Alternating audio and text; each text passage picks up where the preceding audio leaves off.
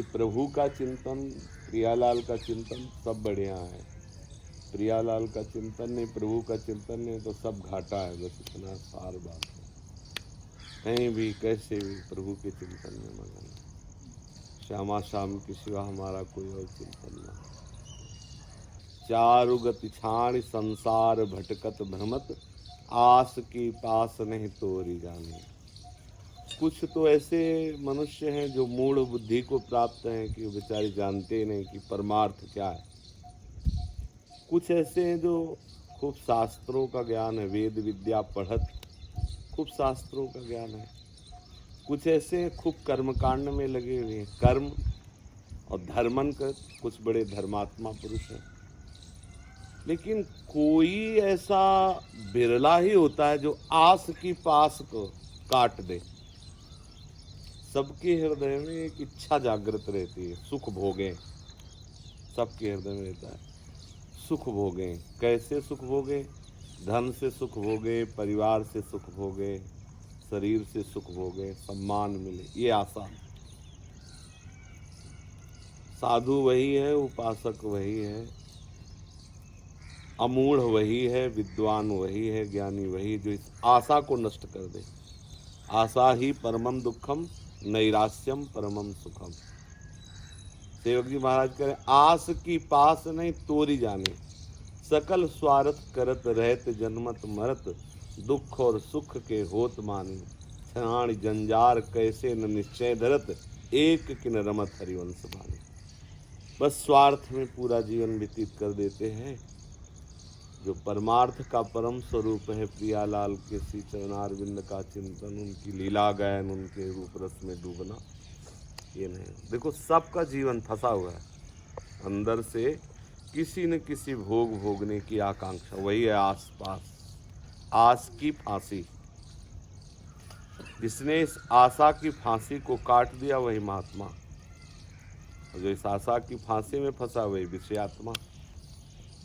वेश कुछ भी हो, देश कुछ भी हो, मान लो देश में हम वृंदावन वास, वेश में संत वेश, लेकिन यदि आशा की फांसी बनी हुई है तो बात नहीं बनी। आशा की फांसी मिटा दे तो चाहे जिस देश में, चाहे जिस भेष में, वो परमानंद में है। आशा ही परमम दुखम, नैराश्यम परमम सुखम। कल कोई कह रहा था कि वृंदावन वास करके भी भजन करना पड़ता है क्या? कल कोई कह रहा था। तो भजन के बिना आप वृंदावन वास कर ही नहीं सकते। आप देखो, आप कहोगे हम वृंदावन वास कर रहे हैं, आप नहीं कर रहे। वृंदावन का स्वरूप है प्रिया प्रीतम सहचरी लता पता। आप इसमें रहते हैं क्या? अगर आप भजन नहीं करते तो आप यहाँ रहते हुए भी वृंदावन वास में नहीं है। देख लीजिए, वृंदावन बस के इतनो बड़ो सयान, जुगल चरण के भजन बिन निमिष न दीजिए जान। इसे निमिष कहते हैं, आंख झपकने को। इतने भी समय के लिए भजन न छूटे प्रिया प्रीतम का, तब वृंदावन वास। ऐसे जैसे वृंदावन वास कर रहे हो, प्रिया प्रीतम का चिंतन नहीं तो राग द्वेष तो होगा, संसारिकता ही होगी। तो आप कहाँ, आपका मन कहाँ है, आपका चिंतन कहाँ है? शरीर मान लो महान शीतलता में हो और मन जल रहा हो तो आप शीतल थोड़ी हैं। शरीर वृंदावन वास, आप मन विषयी प्रपंच संसार के चिंतन में, लड़ाई झगड़ा, राग द्वेष, एक दूसरे की निंदा स्तुति, तो आप वृंदावन कहाँ हो? वृंदावन तो प्रिया प्रीतम प्रेम रस, आनंद ही आनंद, आनंद ही आनंद।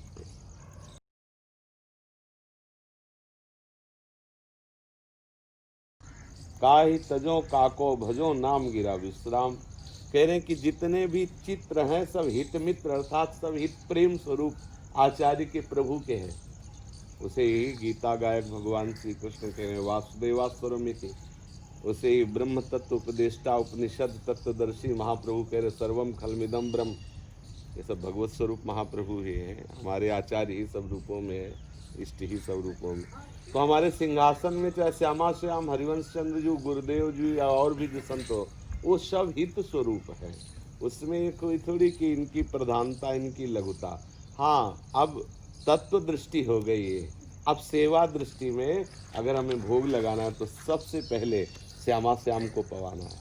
श्यामा श्याम में भी सबसे पहले श्यामा जी को पवाना है। हमारी जो उपासना है सहचरी भाव की उपासना है, तो सखी पहले श्री जी को, पहले प्रिया पवाए, फिर लाल जी को, फिर वही प्रिया लाल का भोग हरिवंश चंद्र जी को, फिर हरिवंश चंद्रजू का प्रसाद गुरुदेव को, ऐसी पद्धति है। तत्व दृष्टि में जो गुरुदेव हैं वही हरिवंश चंद्रजू है, जो हरिवंश चंद्रजू वही प्रियालाल हैं, जो प्रियालाल हैं वही हरिवंश चंद्रजू वही गुरुदेव हैं। आचार्य, इष्ट और गुरु कहने को तो चार है लेकिन एक ही है, ये तत्व दृष्टि। लेकिन सेवा दृष्टि में भेद हो जाएगा। सेवा दृष्टि में पहले इष्ट का भोग, फिर आचार्य का, फिर गुरुदेव का भोग, ऐसे क्रम से, तभी वो वास्तविक सेवा की चतुरता मानी जाएगी। सेवा की चतुरता होती मन मन की रुचि जान नेह विधि अनुसरे, मन की रुचि जान करके। तो हमारे गुरुदेव का मन कहाँ है? आचार्य चरणों में। आचार्य चरणों का मन कहाँ है? इष्ट में। अगर श्यामा श्याम को भोग लग रहा है तो आचार्य को प्रसन्नता होगी। आचार्य का भोग अगर गुरुदेव को मिल रहा है तो गुरुदेव की प्रसन्नता हो। अगर हम बड़ी निष्ठा रखें और सीधे गुरुदेव को भोग लगा दे, आचार्य को ना भोग लगावें, इष्ट को भोग ना, तो इसमें गुरुदेव प्रसन्न नहीं होंगे। तो हमें मन मन की रुचि जान ने विधि अनुसार।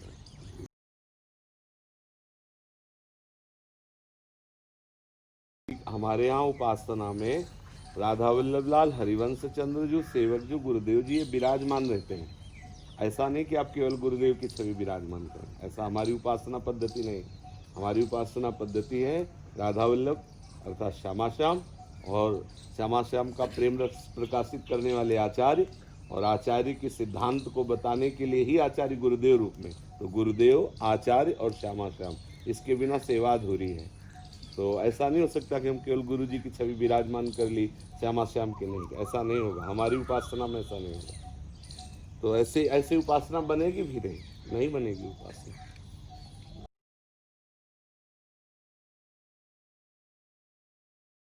श्री राधा नाम यदि प्रति समय, प्रति क्षण, प्रतिदिन लेने को मिल जाए तो करोड़ों साधनाएं न्यौछावर। हमें और आगे बढ़ने के लिए श्री जी हैं तो अपने खूब नाम जप करें। आगे खुद गुरु मंत्र दिलाना है कि निज मंत्र दिलाना है, उनका विषय। हम तो शरणागत अभी हो जाए। मंत्र केवल लेने से शरणागति नहीं होती। शरणागत मंत्र लेने से केवल, निज मंत्र भी ले वो दंडता की मूर्ति बने, क्या उनको प्रेम रस मिल जाएगा क्या?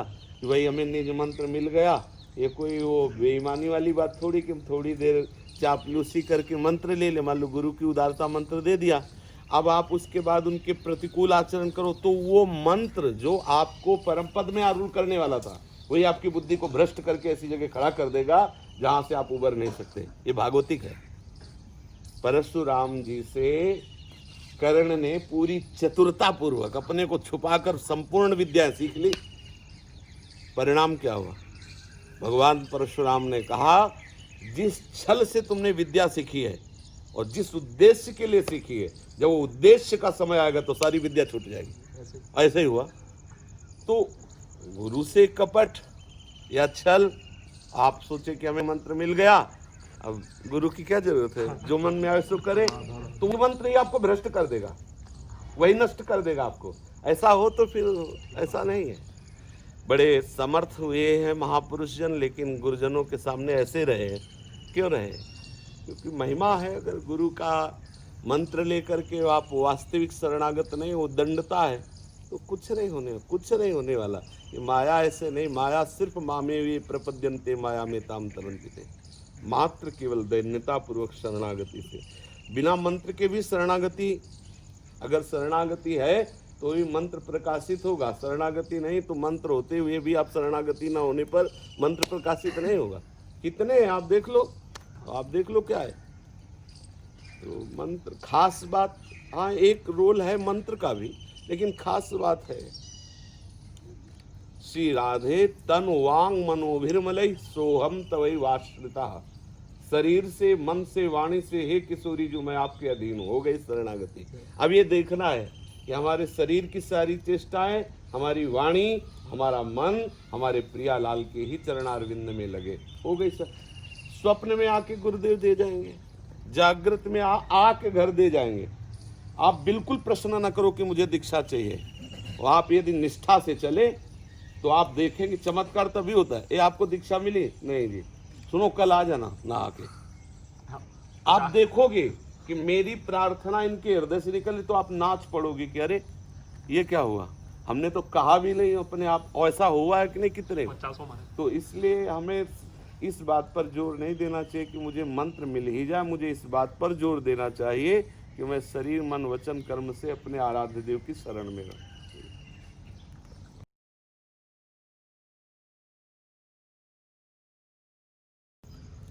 यह अभिलाषा चिंतन का फल है, बड़े बड़े महापुरुषों के जीवन चरित्रों में पाया गया है। ये अभिलाषा जीवन का परम फल है। जिसके हृदय में लालसा हो, सुना गुरु आए भागम भाग, भाग रहा है, तो आप किसके लिए भाग रहा है? गुरुदेव के लिए भाग रहा है। तो प्रणाम है उसके श्रद्धा को, नमस्कार है उसके चरणों में, क्योंकि अपने गुरु से प्यार करता है। गुरु मतलब इष्ट गुरु एक ही है, गुरु से प्यार। श्री विठल विपुल देव जी महाराज ने जब सुना कि स्वामी जी महाराज पधार गए, उसी समय आंखों में पट्टी बांध ली कि जब हमारे गुरु नहीं तो क्या देखना। और एक कमरे में बैठ गए, न खाना न पीना न कुछ। तो हरिराम व्यास जी और बड़े बड़े महापुरुषों ने ये विचार किया, ऐसे तो प्राण त्याग देंगे। तो रास की रचना करी, पिया प्रीतम, जैसे रास प्रकट होता है ना, ये ब्रजवासी बालक जन करते हैं। तो रास की रचना करी और हरिराम व्यास जी गए और कहा चलो श्यामा कुंज बिहारी आपको बुला रहे हैं। तो आंखों में पट्टी बंधी हुई थी, ऐसे लाए रास में और कहा कि देखो प्रिया प्रीतम है।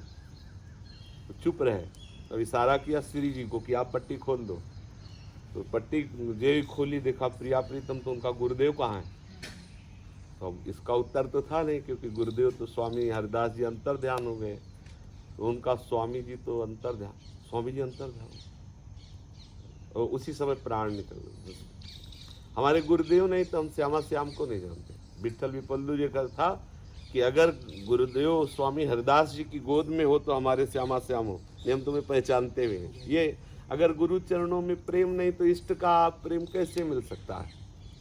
तो ये तो अहोभाग्य हैं जिनको ऐसा हो कि हमारे गुरुदेव का रोज दर्शन हो, रोज गुरुदेव से मिलन हो। पर गुरुदेव की आज्ञा का यदि पालन ना हो तो मुझे लगता है ऐसे भाव भी नहीं होंगे और ऐसे भाव का लाभ भी नहीं होगा। जैसे हम लड़ें कि हमें रोज दर्शन चाहिए, हम उनकी आज्ञा में नहीं, तो बात है। हमारे गुरुदेव कैसे प्रसन्न है, हमें देखना है। हमारे गुरुदेव भाई जी श्री हनुमान प्रसाद पोद्दार जी जब बैठे थे तो प्राय सब लोग आ जाते जो प्रियजन हैं। तो क्या राधेश्याम बंका जी नाम के उनके निज जन थे, वो नहीं आते थे। तो कुछ लोगों ने कहा कि बड़ा तुम्हारा दुर्भाग्य है कि प्रेम मूर्ति भाई जी महाराज बैठते हैं, कुछ अमृत में वचन बोलते हैं, तो उनके दर्शन करने भी नहीं जाते और आप निज जनों में हो।